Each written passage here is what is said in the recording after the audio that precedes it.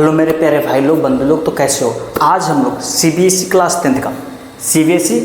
10th का mathematics का हम लोग कौन सा चैप्टर स्टार्ट करने वाले, तो trigonometric ratios of some particular angle, मतलब कि ट्रिग्नोमेट्रिक रेशियोज का लेक्चर। और उस पर बहुत ही सारे डिफरेंट टाइप के क्वेश्चंस और साथ में हॉट्स क्वेश्चन हम लोग देख चुके हैं। इस वाले लेक्चर में हम लोग trigonometric ratios of some particular angle वाले का बेसिक कंसेप्ट से देखेंगे और इसके अगले जस्ट लेक्चर वाले में हम लोग इसके क्वेश्चंस का प्रैक्टिस करने वाले हैं। तो इसमें हम लोग मतलब सम पार्टिकुलर एंगल है, तो वो पार्टिकुलर एंगल कौन कौन से है, तो ये रहा 0 डिग्री, 30 डिग्री, 45 डिग्री, 60 डिग्री और 90 डिग्री। मतलब कि ये वही पार्टिकुलर एंगल्स है जिनके ट्रिग्नोमेट्रिक रेशियोज का वैल्यू देखना है। जैसे कि साइन 0 पे कितने होंगे, साइन 30, 45, ऐसे ही। फिर साइन के साथ कॉस वाले कितने होंगे, टैन वाले कितने होंगे, कॉसेक वाले, सेक वाले और कॉट वाले। इस टोटल 6 ट्रिग्नोमेट्रिक रेशियोज का वैल्यू हम लोग इस पार्टिकुलर एंगल्स पे देखने वाले हैं इस लेक्चर में। और उसको एक याद करने का बहुत ही अच्छा खासा सा तरीका भी हम लोग देखने वाले हैं, कैसे वो ट्रिग्नोमेट्रिक टेबल जो इस एंगल के अकॉर्डिंग है, मतलब ये सारे एंगल के वैल्यू है, वो कैसे कम से कम टाइम में बना सकते हैं खुद से, मिनिमम टाइम में उस टेबल को फिर से हम कैसे बना सकते हैं, वो भी हम लोग देखेंगे इसी में। तो चलिए हम लोग बिना टाइम को वेस्ट किए हुए मेन मुद्दे की बात पे आते हैं। और आज का मेन मुद्दा का बात क्या है कि ट्रिग्नोमेट्रिक रेशियोज का वैल्यू देखना 0 पे, 30 पे, 45 पे, 60 पे, 90 पे। तो ये सारे एंगल्स हैं जिस पे हमें टी रेशियोज के, मतलब ये टोटल 6 रेशियोज के वैल्यू निकालने हैं या फिर देखने हैं कि कितने होते हैं। तो पहले हमारे पास कुछ एंगल्स हैं, जैसे कि 30 डिग्री हो गया, 45 डिग्री हो गया और 60 डिग्री हो गया। 0, 30, 45, 60 और 90 इतना हम लोग एंगल लिए हुए थे। लेकिन इसमें से जो 3 एंगल है 30, 45 और 60, इसके हम लोग ट्रायंगल के हेल्प से अभी कैलकुलेट कर सकते हैं। तो हम लोग पहले कैलकुलेट करने वाले एंगल देख लेते हैं, उसके बाद एक टेबल में सारे एंगल्स के वैल्यू देखेंगे। तो बस इतने 3 एंगल वाले वैल्यू हम लोग कैलकुलेट कर सकते हैं, 0 वाले और 90 वाले बस समझ सकते हैं कैलकुलेट करके, अभी एग्जैक्ट हम लोग नहीं देख सकते हैं। तो चलो हम लोग स्टार्ट करते हैं। तो सबसे पहले हम लोग 45 है, तो 45 के लिए हम लोग क्या करेंगे, एक right isosceles right angle triangle draw करेंगे। Isosceles right angle triangle. Isosceles right angle triangle क्या होता है, सिर्फ आइसोसेलेस तो सुने होंगे। आइसोसेलेस, सिर्फ आइसोसेलेस का मतलब क्या होता है कि वैसा ट्रायंगल जिसमें दो साइड, कोई सा भी 2 साइड बराबर हो।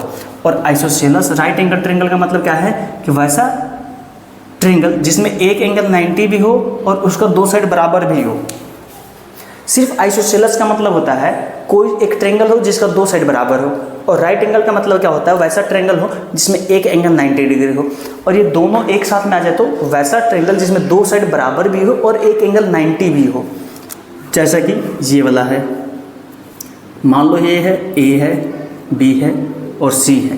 तो ये तो राइट एंगल ट्रायंगल दिख रहा है, लेकिन अगर ये दोनों साइड हम लोग बराबर कर दें तो ये राइट एंगल भी दिख रहा है, ये राइट एंगल भी दिख रहा है और ये आइसोसेलेस भी दिख रहा है। तो नाम है आइसोसेलेस राइट एंगल ट्रायंगल। तो कह सकते हैं इसको सेम टू सेम। अब इसमें क्या है, मान लो BC equal to AB equal to A unit है, कोई मेजरमेंट है 10, 20, 30, वैसे ही कोई A वैल्यू मान लिए हैं हम लोग।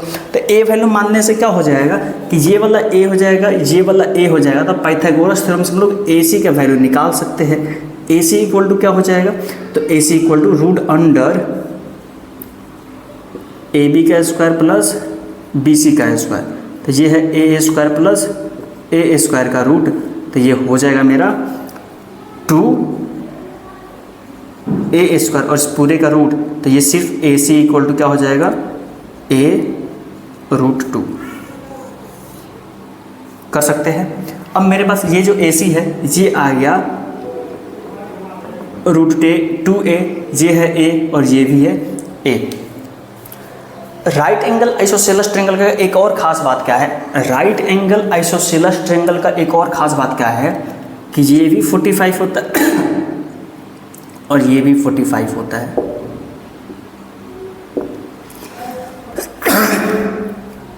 राइट एंगल आइसोसेलेस ट्रायंगल का खास बात क्या है कि ये भी 45 होता है और ये भी 45 होता है। कैसे 45 होता है तो वो देखो, ऐसे हम लोग ट्रायंगल देखे हैं कि मान लो कि ये कोई सा भी ट्रायंगल है, अगर ये दोनों साइड बराबर है तो इसके अपोजिट वाला एंगल भी बराबर होता है। वैसे ही ये दोनों ये ट्रायंगल है तो इसमें ये वाला साइड और ये वाला साइड बराबर है तो इसके अपोजिट वाला एंगल और इसके अपोजिट वाला एंगल बराबर होंगे, और ये 90 तो होगा ही, मतलब ये दोनों का सम 90 होगा, तो ये भी 45 और ये भी 45 ही होने वाला है। अब हम लोग देखते हैं क्या, for angle C = 45, angle C = 45 के लिए परपेंडिकुलर देखते हैं। तो जो एंगल रेफरेंस एंगल होता है उसके सामने वाले साइड को परपेंडिकुलर कहते हैं। तो ये है तो इसके सामने वाले को परपेंडिकुलर मतलब AB हो जाएगा, और AB का वैल्यू है A। बेस क्या हो जाएगा, तो ये BC हो जाएगा, बेस है BC और ये भी है A, और हाइपोटेनस क्या हो जाएगा, तो हाइपोटेनस है मेरा AC जिसका वैल्यू है √2a। अब हमें क्या निकालना है, sin 45 क्या होता है P/h, P कितना है A और h है √2a, तो ये हो जाएगा 1/√2। वैसे ही cos करेंगे, cos 45 तो क्या हो जाएगा B/h, तो B कितना है A और ये है √2a, तो ये हो जाएगा 1/√2। फिर tan का बारी आया तो tan 45 तो ये होता है P/b, तो ये कितना है P A है और B भी A है, तो A से A कट जाएगा तो 1 हो जाएगा। मतलब कि sin 45 पे 1/√2 लेते हैं, cos 45 पे 1/√2 लेते हैं, tan 45 पे 1 लेते हैं। ये T रेशियोज के वैल्यू है 45 एंगल पे कितने होते हैं। अब बच गया बाकी के 3, तो साइन का रेसिप्रोकल वाला बच गया, वो होता है cos 1, और क्या होता है इसका रेसिप्रोकल, तो इसका रेसिप्रोकल कर दो, cos का sec होता है। फिर ये है इसका रेसिप्रोकल ये है, तो इसका भी रेसिप्रोकल कर दो। फिर tan का रेसिप्रोकल cot होता है, तो 1 को उल्टा करेंगे तो 1 ही आएगा। तो ये मतलब क्या, sin 45 भी 1/√2 होता है, cos 45 1/√2 होता है, tan 45 1 होता है, cosec 45 √2 होता है, sec 45 √2 होता है, cot 45 1 होता है, cot 45 1 होता है। ये वैल्यू लिख दिए तो 45 पे सारे T रेशियोज, सारे ट्रिग्नोमेट्रिक रेशियोज के वैल्यू आ गए एंगल 45 के लिए। तो ये वाला मेरा सक्सेसफुल, ये मिशन सक्सेसफुल। अब ये दोनों बच गया, तो अब इस दोनों का देखेंगे, इसको लिख लो 45 वाले के लिए। अब हम लोग 60 और 30 वाले देखने वाले हैं, तो मेरे भाई इसको हटा दिया जाए। अब हम लोग 45 के लिए जैसे कि याद भी कर सकते हैं इसको कि sin 45 कितना होता है, और इसे याद करना भी है, याद भी कर सकते हैं, नहीं याद करना है। याद क्यों करना है, क्योंकि क्वेश्चंस इस वाले में इसी एंगल से रिलेटेड पूछा जाएगा। ये जो एंगल वाले क्वेश्चंस है इसमें एंगल का वैल्यू रख रख करके क्वेश्चंस को सॉल्व करने हैं, तो ये याद होना ज़रूरी है। अब हम लोग आगे देखने वाले हैं, 45 हो गया, 30 देखने वाले हैं और 60 देखने वाले हैं। तो यहाँ देखो, एक वैसा ट्रायंगल का नाम बताओ जिसमें 60 डिग्री बनता हो। तो 60 डिग्री बनने वाले ट्रायंगल का नाम है इक्विलैटरल ट्रायंगल। तो क्या लेंगे, इक्विलैटरल ट्रायंगल ले लेंगे। इक्विलैटरल, तो इक्विलैटरल ट्रायंगल में क्या होता है, तीनों साइड बराबर होता है, तीनों एंगल भी बराबर होता है। तो ये साइड और ये साइड इक्वल होता है। ये भी होता है 60 डिग्री, ये भी होता है 60 डिग्री और ये भी होता है 60 डिग्री। ये होता है इक्विलैटरल ट्रायंगल का काम कि ये भी 60, ये भी 60, ये भी 60। अब क्या करते हैं, इक्विलैटरल ट्रायंगल का एक खास बात क्या है कि इक्विलैटरल ट्रायंगल में अगर हम परपेंडिकुलर बाइसेक्टर ड्रॉ करें, मीडियन ड्रॉ करें, लाइन सेगमेंट मतलब कि क्या करें, इस पर यहाँ से या यहाँ से या यहाँ से, तीनों वर्टेक्स में से कहीं से भी परपेंडिकुलर ड्रॉ करें या परपेंडिकुलर बाइसेक्टर ड्रॉ करें, मीडियन ड्रॉ करें या एंगल बाइसेक्टर ड्रॉ करें, ये सब के सब एक ही लाइन होगा, मतलब एक लाइन अगर यहाँ से यहाँ पे ड्रॉ कर देते हैं, अगर वो मीडियन है तो वो एंगल बाइसेक्टर भी होगा, परपेंडिकुलर बाइसेक्टर भी होगा, मीडियन भी होगा। और मान लो एंगल बाइसेक्टर ड्रॉ कर देते हैं तब भी वो परपेंडिकुलर भी होगा, एंगल बाइसेक्टर भी होगा, मीडियन भी होगा। तो क्या कर सकते हैं इसमें हम लोग कि ये ट्रायंगल सेम टू सेम यहाँ पे चिपका दिए, ABC triangle same to same चिपका दिए और यहाँ से एक मीडियन या फिर एंगल बाइसेक्टर ड्रॉ कर दिए। तो ये एंगल बाइसेक्टर भी हो सकता है, मीडियन भी हो सकता है, परपेंडिकुलर बाइसेक्टर भी हो सकता है, और ये भी 60। तो एंगल बाइसेक्टर ये पूरा है 60, तो ये भी हो जाएगा 30 और ये भी हो जाएगा। क्यों? क्योंकि एंगल बाइसेक्टर है, मतलब आधा आधा एंगल डिवाइड करेगा, और पूरा एंगल है 60 तो आधा उसका तो 30 ही ना होगा, 30 होगा। तो ये होगा 30 डिग्री, ये होगा 30 डिग्री, और इस पॉइंट को मान लेते हैं D है मेरा। ये D पॉइंट है जो BC पे कहीं मिला हुआ है, जो मीडियन या फिर परपेंडिकुलर बाइसेक्टर हम लोग ड्रॉ किए हुए हैं। अब क्या होता है कि चलो हम लोग ये जानते हैं कि AB equal to AC equal to BC होता है, इसको मान लेते हैं कि A है। जब ये पूरा का पूरा A है तो इतना A/2 होगा, इतना भी A/2 ही होगा। क्यों A/2 होगा? क्योंकि मीडियन वही ना, मीडियन भी यही होता है। ये पूरा 10 होगा तो इन मीडियन है तो आधा आधा, तो ये 5 होगा, ये 5 होगा। ये पूरा 30 होता तो ये 15 लेते, क्योंकि ये मिड पॉइंट है, आधा आधा डिवाइड करता है, ई वाला वैल्यू बराबर होता है। तो वैसे ही ये पूरा A है तो ये A/2 और ये भी A/2 आ जाएगा। अब इस ट्रायंगल में देखते हैं, ये A है मेरा, AB A है, BD निकल गया, राइट एंगल ट्रायंगल है तो AD निकाल सकते हैं। क्या हो जाएगा यहाँ पे? तो AB का स्क्वायर 90 के सामने वाले का स्क्वायर इक्वल होता है बाकी के जो दो बच गए उसके स्क्वायर के सम, मतलब AD का स्क्वायर प्लस BD का स्क्वायर। तो AB का स्क्वायर करेंगे तो AB है मेरा A, तो ये हो जाएगा A स्क्वायर। AD का स्क्वायर करेंगे तो AD तो निकालना ही है, AD का वैल्यू नहीं है। BD करेंगे तो BD है A/2 का स्क्वायर हो जाएगा। तब AD का वैल्यू निकालना है, AD का वैल्यू नहीं दिया हुआ है तो इसको इधर भेजेंगे तो ये हो जाएगा A square minus A square by 4 equal to AD square. LCM करेंगे तो 4A square minus A square by 4 equal to AD, तो AD का स्क्वायर होगा तो AD इक्वल टू क्या हो जाएगा? ये हो जाएगा 3A स्क्वायर बाई 4 और इस पूरे का रूट। तो इसलिए लिखा जा सकता है कि AD का वैल्यू क्या हो जाएगा? ये √2 बाहर नहीं √3 बाहर नहीं निकल पाएगा, 4 का 2 निकल जाएगा, A स्क्वायर का A निकल जाएगा, तो AD मेरा आ गया। तो यहाँ पे लिख सकते हैं AD equal to √3/2 into side कर सकते हैं। तो मेरे पास सारे के डाटा, जितने भी साइड इसमें है सबके डाटा यहाँ पे निकल गए। अब क्या करना है? अब इस ट्रायंगल को लेते हैं, in triangle ADB। ADB triangle में एंगल 60 के लिए for angle B equal to 60 degree perpendicular कौन होगा? तो 60 लिए तो 60 के सामने वाला होता है परपेंडिकुलर, वो है AD, और AD का वैल्यू कितना है? तो √3/2 इंटू A।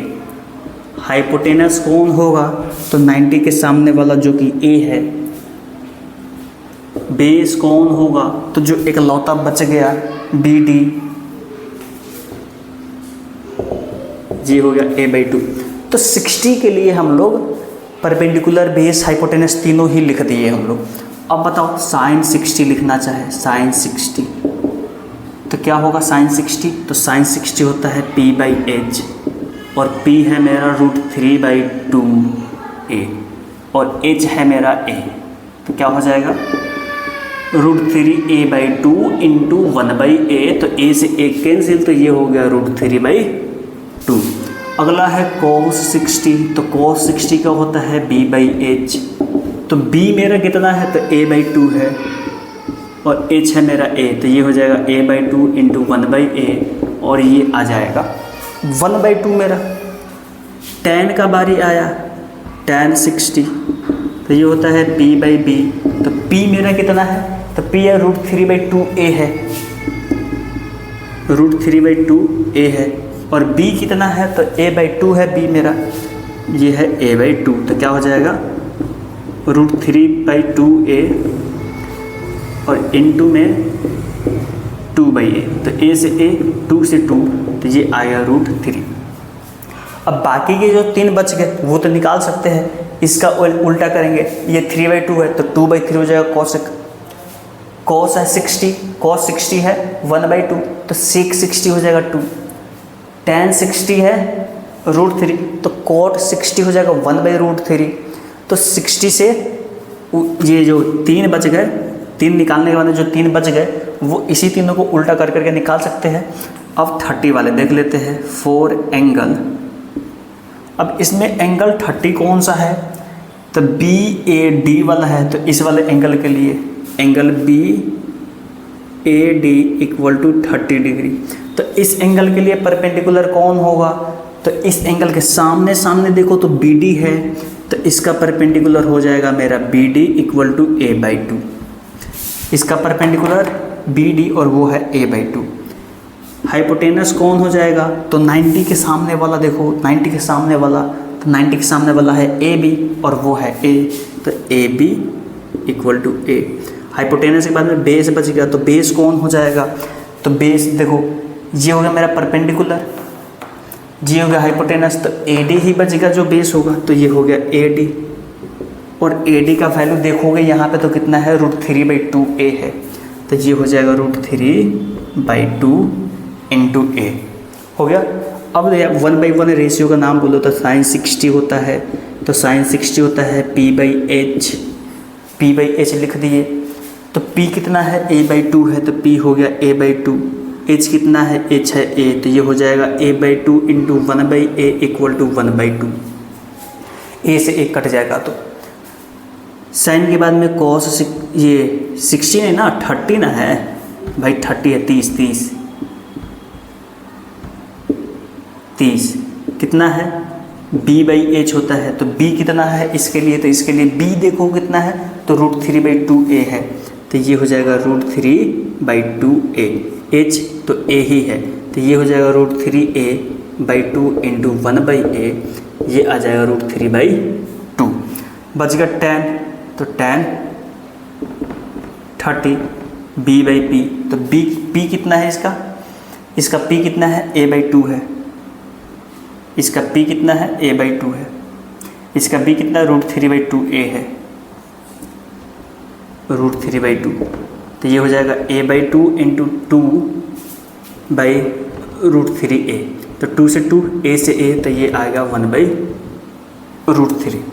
अब क्या कर सकते हैं, साइन का जो वैल्यू है 1/2, तो ये उल्टा करेंगे 2 हो जाएगा, तो वो हो जाएगा मेरा कॉसेक का वैल्यू। कॉस का वैल्यू है √3/2, तो इसका उल्टा करेंगे तो 2/√3 हो जाएगा, जो मेरा हो जाएगा सेक का। tan 30 डिग्री का वैल्यू है 1/√3, इसका उल्टा करेंगे तो वो हो जाएगा √3 और वो हो जाएगा मेरा कॉट का वैल्यू। तो ये 3 निकल के जाने के बाद जो बाकी के 3 बच गए वो 30 पे निकाल सकते हैं, 60 पे भी निकाल सकते हैं। तो इसको लिख लिया जाए और हम लोग इसके बाद आगे में देखते हैं कि आगे में क्या है। अब लिख लिए हो तो इसको हटा दिया जाए।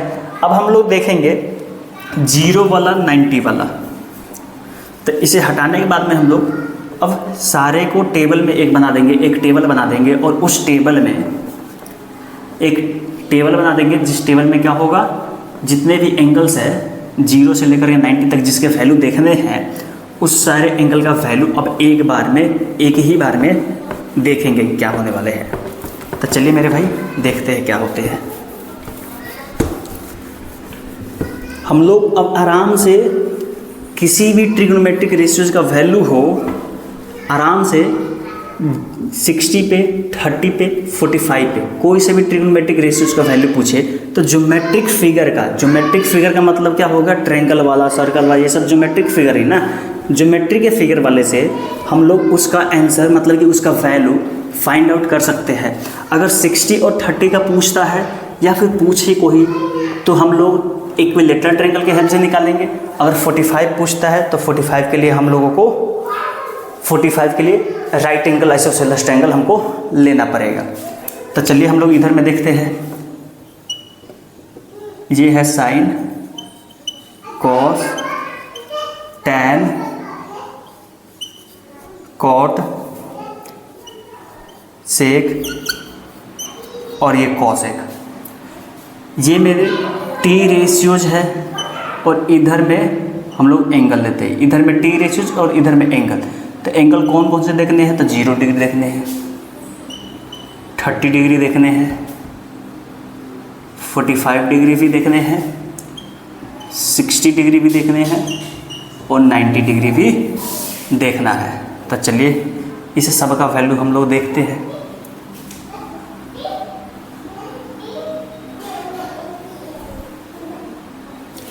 तो चलिए ये डब्बा बन गया।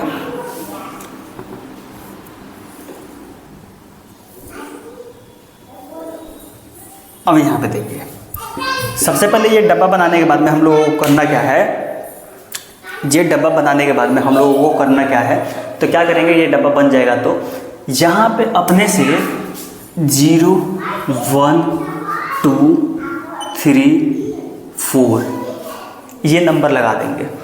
ये नंबर लगाने के बाद में सबका फ्रैक्शन भी लगा देंगे और सबके डिनोमिनेटर में 4 लिख देंगे, सबके डिनोमिनेटर में 4, सबके डिनोमिनेटर में 4 और सबका ले लेंगे रूट,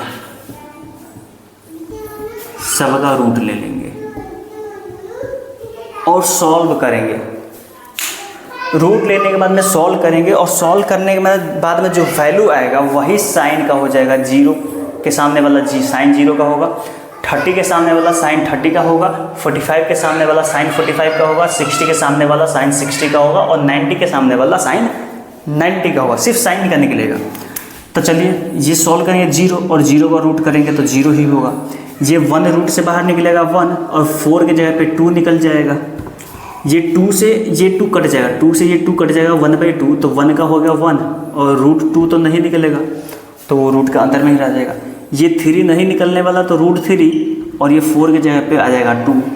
ये 4 से 4 कट जाएगा 1 तो 1 का रूट 1 हो जाएगा। तो ये रहा मेरा साइन का वैल्यू। साइन का वैल्यू लिख देंगे, साइन का वैल्यू लिख देंगे। उसके बाद में इसका 90 इसका 0 बराबर, उसका 91 है तो इसका 0 1 होगा, उसका 60 √3/2 है तो इसका 30 होगा √3/2। मतलब उधर का वैल्यू इधर से शुरू कर देना है कॉस में, तो ये सामने सामने आ जाएगा। इसका वैल्यू यहाँ पे हो जाएगा 1/2 और ये हो जाएगा 0। ये हो गया। अब हम लोग एक फार्मूला याद रखेंगे, tan = होता है sin बाई कॉस, पहला चीज़। दूसरा चीज़ 0/1 करते हैं तो 0 होता है और 1/0 करते हैं या किसी भी नंबर को 0 से डिवाइड करते हैं तो वो आता है मेरा ND नॉट डिफाइंड या फिर इन्फिनिटी आता है। 0 से किसी भी नंबर को डिवाइड करेंगे तो नॉट डिफाइंड या इन्फिनिटी आता है। तो चलिए इसमें हम लोग देखते हैं। तो क्या होता है tan का वैल्यू sin बाई कॉस, तो sin बाई कॉस करें तो 0/1 0, ये करेंगे तो √2 से ये 2 से 2 कट जाएगा तो ये आ जाएगा 1/√3। ये पूरा से पूरा कट जाएगा तो ये हो जाएगा 1, ये 2 से 2 कट जाएगा तो ये हो जाएगा √3 और ये 1/0 आ जाएगा तो नॉट डिफाइंड या फिर इन्फिनिटी लिख देते हैं। कॉट जो है इसी का उल्टा होता है tan का रेसिप्रोकल, तो इसको उल्टा कर देना है। तो इसको उल्टा करेंगे तो 0 है, 0 लिखे या 0/1 लिखे एक ही चीज़ है। उल्टा करेंगे तो ये हो जाएगा 1/0 और 1/0 मेरा क्या होता है नॉट डिफाइंड होता है तो ये हो जाएगा ND। इसका उल्टा करेंगे तो हो जाएगा √3, 1 का उल्टा 1 और इसका उल्टा करेंगे तो ये हो जाएगा 1/√3 और इसका उल्टा करेंगे तो 0 हो जाएगा। इसका बारी देखेंगे तो ये सेक क्या होता है कॉस का उल्टा होता है, सेक क्या होता है कॉस का उल्टा होता है तो ये 1 का उल्टा 1, इस √3/2 का उल्टा 2/√3 और 1/√2 का उल्टा √2 और ये 1/2 का उल्टा 2 और ये 0 का उल्टा नॉट डिफाइंड हो जाएगा। फिर मेरा कॉसेक का बारी आया तो कॉसेक होता है साइन के रेसिप्रोकल, तो साइन है 0 तो इसका उल्टा नॉट डिफाइंड। ये है 1/2 तो इसका उल्टा 2 हो जाएगा, ये है 1/√2 तो इसका उल्टा √2 हो जाएगा और ये है √3/2 तो ये हो जाएगा 2/√3 और ये 1 का उल्टा 1 ही होगा। तो ये है टोटल ट्रिग्नोमेट्रिक रेशियोज के टोटल 6 रेशियोज के वैल्यू जो हमें क्लास 10th में देखने हैं। 0 का देखना है, 30 का देखना है, 45 का देखना है, 60 का देखना है, 90 का देखना है। और ये रहा वो टेबल जिसे हमें प्रिपेयर करना है।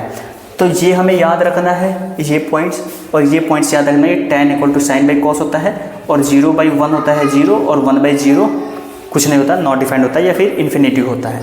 वो टेबल और ये सारे जो इधर में खोपचा में जो बताया है ये सब याद होना चाहिए। ये सब याद हो जाएगा तो हम लोग ये टेबल अब खुद से इरेज करके प्रिपेयर कर सकते हैं।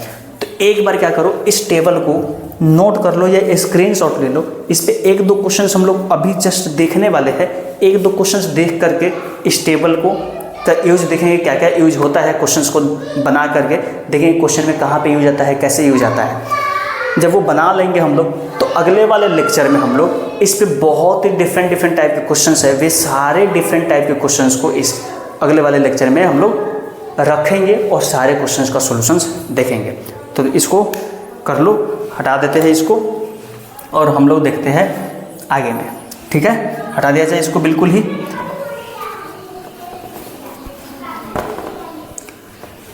अब हम तुमसे पूछे sin 0 कितना होता है, तो sin 0 देखो क्या होता है। cos 60 कितना होता है।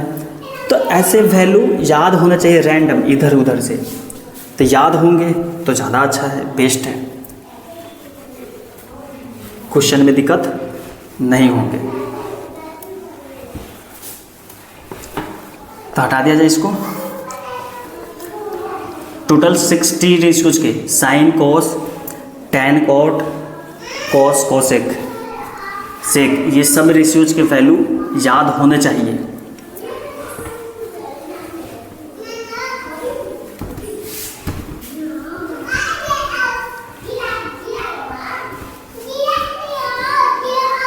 हो गया, देखा जाए अब। तो चलिए पहला वो जो क्वेश्चन है वो है tan² 30 plus tan² 45 plus tan 60 tan² 60 इसको सॉल्व करना है।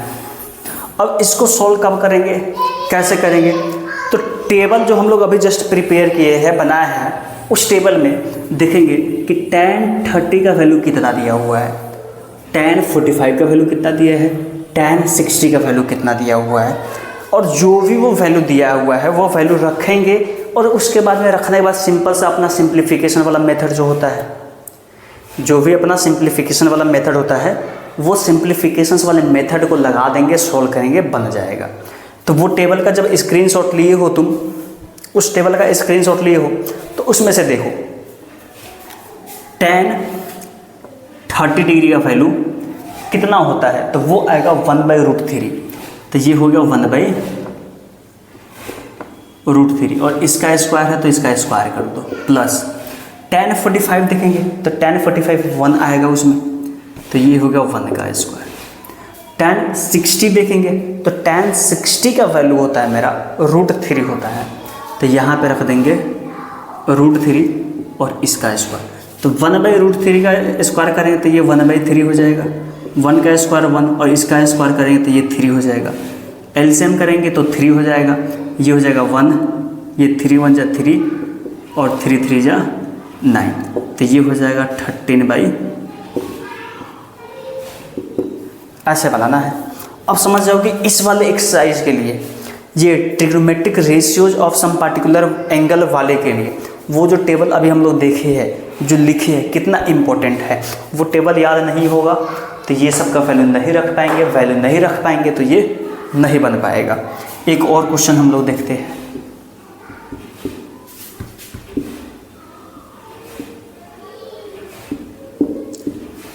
प्लस